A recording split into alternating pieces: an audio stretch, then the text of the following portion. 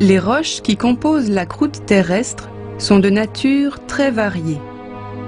Sur les côtes anglaises, par exemple, des falaises de roches calcaires plongent dans la mer, alors que le Japon est en grande partie constitué de roches volcaniques. Même si elles nous paraissent immuables, les roches sont sans cesse en évolution. Désagrégées par l'érosion, elles s'effritent en petites particules qui sont transportées jusqu'au fond des océans.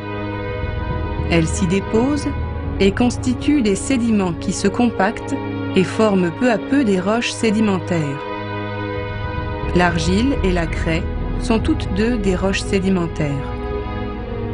Les couches sédimentaires s'enfoncent lentement dans la croûte. En profondeur, la pression et la température augmentent, si bien que les roches subissent d'importantes métamorphoses. On les appelle alors des roches métamorphiques.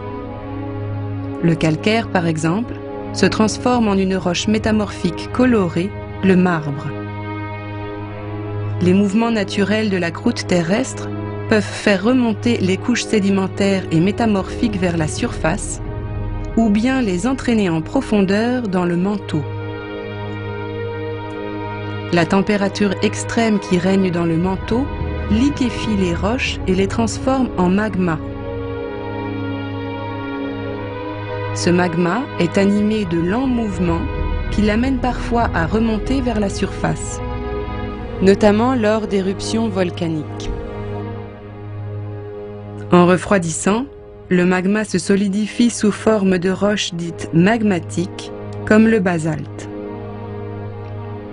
Ainsi, les roches de la croûte terrestre sont sans cesse transformées, suivant un cycle géologique qui dure des millions d'années.